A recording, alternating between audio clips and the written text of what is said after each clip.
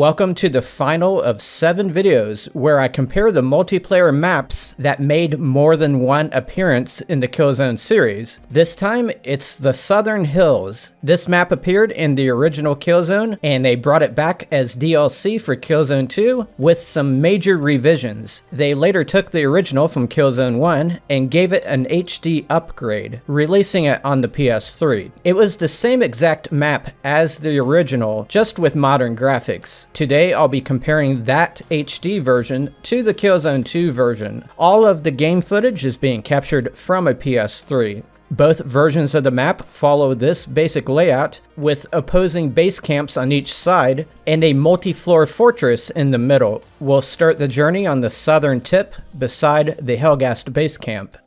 And in Killzone 1, we can see the base camp in front of us. It's pretty much just a raised platform with some boxes on it and a couple of flags. In between this base and the middle of the map is a large outcropping of rock, which acts as a shield for the base.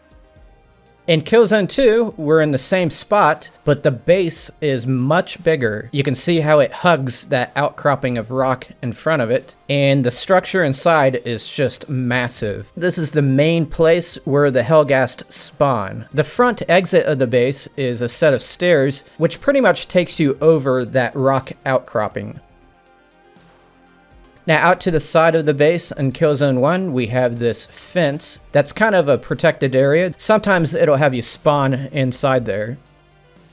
In Killzone 2, they still have that fence, kind of. It appears in a couple of places on the outside of the base. It looks like it's been buried by dirt, or it's just a different fence altogether.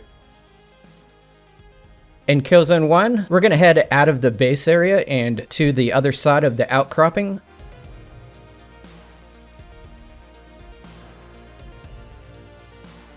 And we see another pedestal area here with a tower and some pipes and a flag. That tower cannot be climbed, by the way. There's different types of matches you can play in Killzone 1, and one of the types involves this little area. And from here, we can get a view of the fortress that's in the middle of the map. In Killzone 2, we'll do the same walk around the outcropping. And there is a pedestal up here. It's a lot different though. There is a lot more structure. There's a stairway here that takes you up a little bit. And up at the top, we have a stationary cannon. And we get a good view of the fortress from here. We are now going to head away from that area and head toward the east part of the map. In Killzone 1, we got a lot of hills to climb. And when we arrive, we see a tower. In this one, we can go up. And once again, we get a good view of the fortress.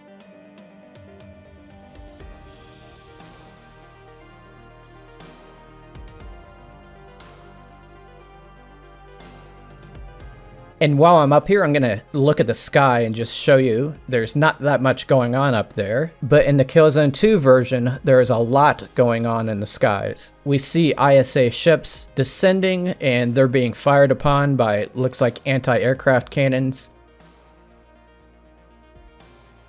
Wreckage of a ship just laying on the side of the map.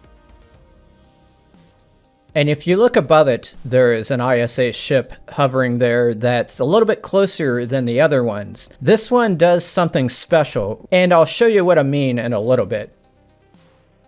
We'll keep going and head toward the east part of the map. And that tower that was in the Killzone 1 version is not here. There is a lot of wreckage in its place. It could be that this is supposed to be that tower and it got blasted apart. There is a structure nearby that site, but it doesn't have any stairs that take you up or anything. Now we're going to head toward the ISA base.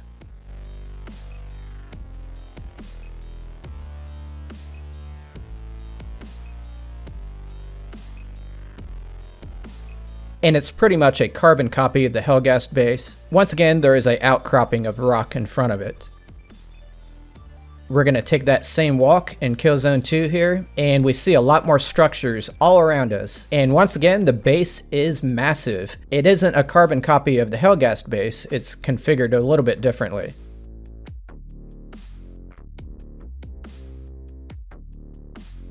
we're going to head out of the ISA base and go to the pedestal that's on the other side of the rock. And once again, this is pretty much a carbon copy of what's on the other side of the map.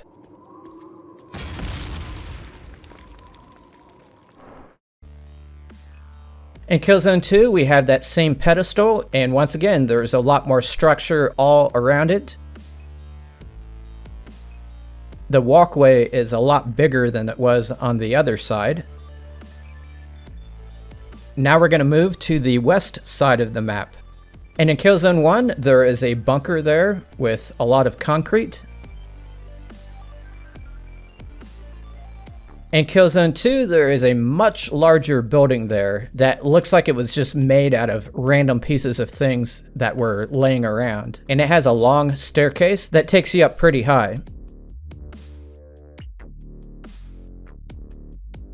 And we'll take a look at the sky again. You're gonna hear an alarm here. And when that alarm starts going off, you have to take cover on this map. I'm not gonna take cover right here because I wanna show you what happens. That ship that I pointed out earlier is what is causing the alarm. It's about to do something. You're going to see a laser coming out from the bottom of it, and it's gonna cause a nuclear reaction, and it's gonna kill everyone who's not taking cover.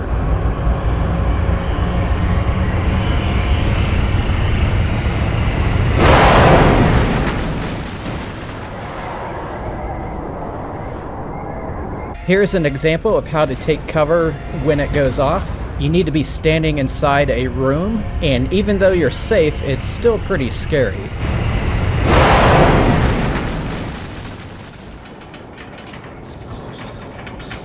It's unclear to me exactly what's going on here. From what I know, the ISA were not using nukes in the story that takes place during the campaign, and I wasn't aware of any laser that can be shot that creates this kind of reaction. It could be an act of desperation by this ship that's getting bombarded by incoming fire, or it could be that it shot a nuke that was on the ground that the Helghast had, and it caused a reaction that way.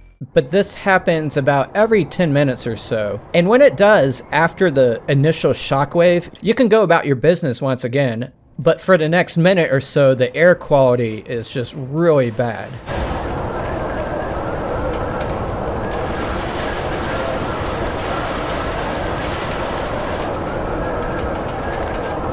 Now we're going to head into the base from the west side. And in Killzone 1, we have a smoldering crater here I'm going to walk through. Here's what the base looks like. It's got some damage done to it. And as soon as I come in, there's rooms off to the left and the right. There's no bomb that goes off in the Killzone 1 version. And also we can assume that this version takes place on the planet Vecta, and in Killzone 2 it takes place on the planet Helgen.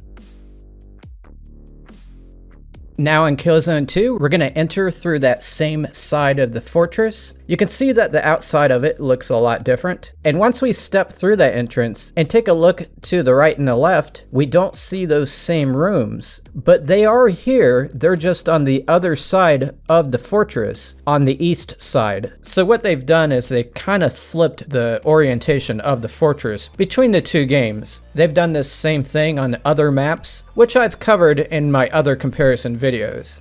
Other than the two rooms though, the rest of the design is quite different between the games. Here in Killzone 1, there's just a square area and we see some ramps above us. In Killzone 2, it feels a little bit more like a maze. There's also a difference in the number of entrances to the base. In Killzone 1, there's 3 entrances. The fourth side of the fortress is blocked by this wall here. But we see in Killzone 2 that there's entrances on every side.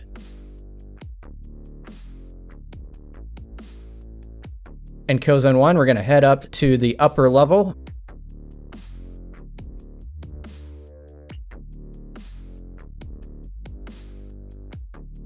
And we have a small series of walkways up here, and one of the best weapons in the game is laying right here in the center of one of those walkways.